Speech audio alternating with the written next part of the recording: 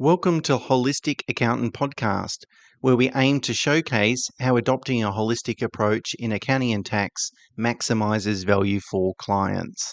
Beyond traditional tasks like preparing financial statements and tax returns, a holistic accountant focuses on offering advice that maximizes personal wealth on an after-tax basis. If you enjoy this episode, please consider leaving a rating and sharing it with those who might also benefit. And to ensure you stay updated, subscribe to our weekly email. The link is in the show notes.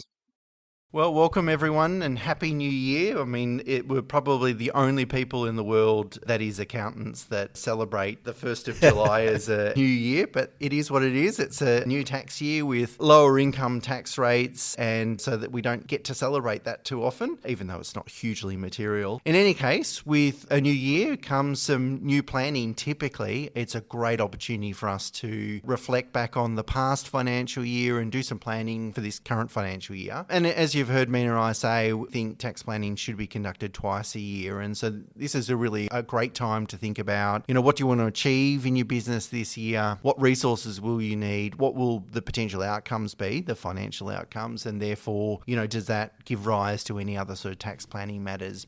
So what we thought, it would take you through the process that we go through personally with our businesses to do yearly planning. And the first step really starts with reviewing last year's performance. So pulling out the P&L, having a look at, revenue items, the share of revenue, profitability of different products, expense profiles. Are there any expenses compared to last year that have really jumped up in terms of cost? And have you got enough value from that? What's happening in your market? Maybe doing a bit of a SWOT analysis. And I really like reflecting on, what are some of the things, the goals that I set last year, and how did I go about achieving those goals? So, how well did I do? And part of that is almost a start, stop and keep doing kind of list. So what are the things that you did last year that didn't work, so you should stop doing? Are there things that have changed in your business, in your P&L, that you should start doing differently? And what are the things that just keep doing? What are the things that are working? It doesn't take a long time, I don't think. Normally, maybe it's a half an hour to an hour to really review and sit back and have a think about the past financial year. But certainly it's great to do, and it's great to do it as soon as you can after the financial year completes, because it's fresh in your mind. The next step is to define your clear goals and objectives for the upcoming year. So we use the acronym SMART when it comes to setting your goals. So that stands for set specific, measurable, achievable, relevant and time-bound goals that align with your overall business and, what you're trying to achieve. In an upcoming podcast, we're going to talk about financial modeling and the importance of getting the real data behind what you're trying to actually measure in terms of, setting clear KPIs and clear metrics as to, what drives your business, where you're trying to go with your business, what you're trying to achieve, from, your staff, your resources, your products, your services. It's really important to have these clear expectations and clear goals before the financial year starts. So once you've set these high-level goals, which could be as high level as, grow revenue by 10% or reduce expenses by 3%, whatever it might be, new product line, it could be these sort of high-level goals. The next best thing then is to break those goals down into smaller incremental steps. So what I like to do is break them down into sort of quarterly goals and then break them down even further into daily activities. So what daily activities do I need to complete in order to achieve that quarterly goal? And then obviously as you achieve those goals quarter by quarter, hopefully then you hit that annual goal. But it's really about actionable steps. And hopefully what you can do is break them down into almost daily, weekly or monthly activities or tasks that you can do that are going to help you achieve that goal.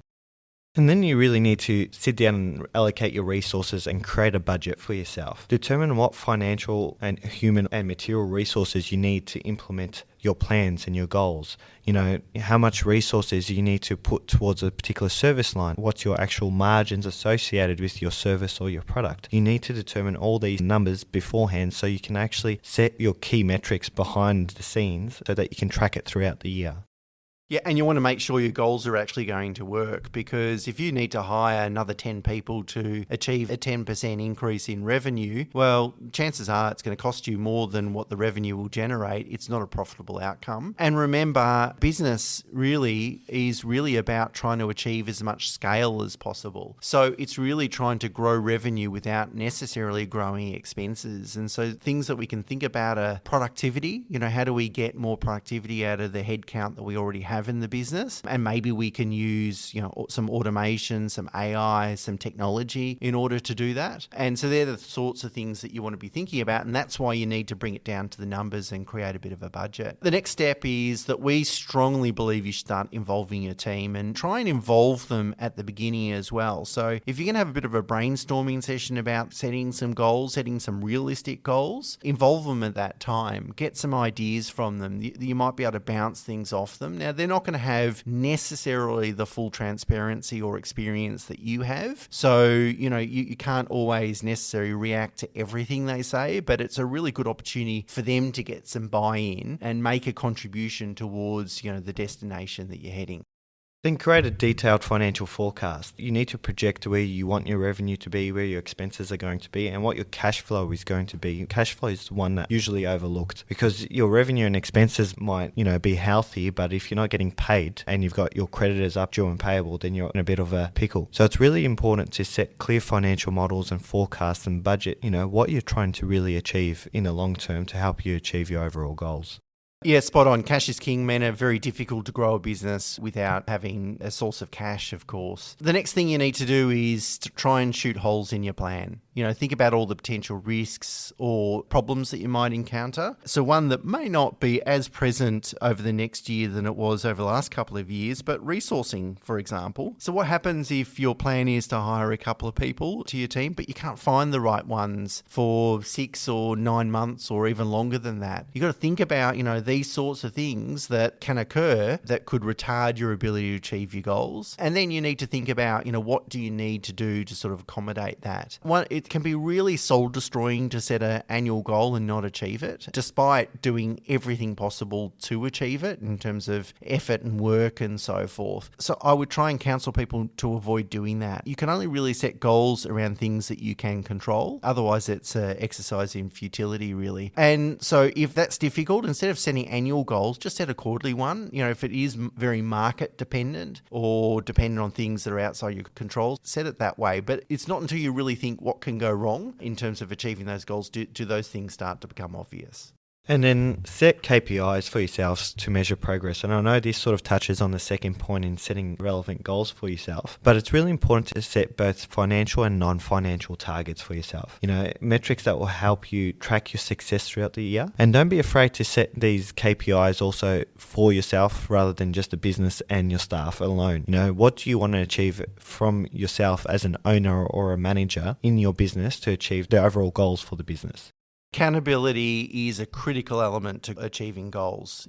Some people hire personal trainers and see some great results. It's not because the personal trainer knows about diet and exercise. Well, of course they do, but we can access that information on the internet very easily. You can pay a very small amount and have a customized plan written for you. So it's not really about that. It's about the fact that we're paying someone every week to come and train us, and if we don't turn up, it's going to cost us money. And that's just the accountability piece. So once you've developed your plan and you've completed these steps that we just spoke about, the next thing you need to do is put in your diary, maybe every quarter or every 6 months, set a meeting for your team or your advisors to sit around a table and review the progress of your goals and send them. These are the goals we're going to talk about every quarter. And so that's created an accountability piece for you to be able, because you know that in the future, people are going to start asking you, have you achieved this? How are you going? Are you going to plan? And that accountability piece is really critical. And then document it. Without a document that clearly outlines all your goals and strategies and action plans, how else will you reference it? So it's really important to have this on your vision board or up somewhere in your office or out somewhere in the workplace for everyone to see and to work towards. In our office, we not only have our business plans and strategies sort of on the walls for us, but we also have our overall flywheel, as what we call it. What we try to achieve in the business, what feeds the cogs, what we're trying to achieve in terms of all or attract in terms of clientele and services and ideas. These are really important to have visualized somewhere for everyone so everyone can reference it on a daily basis.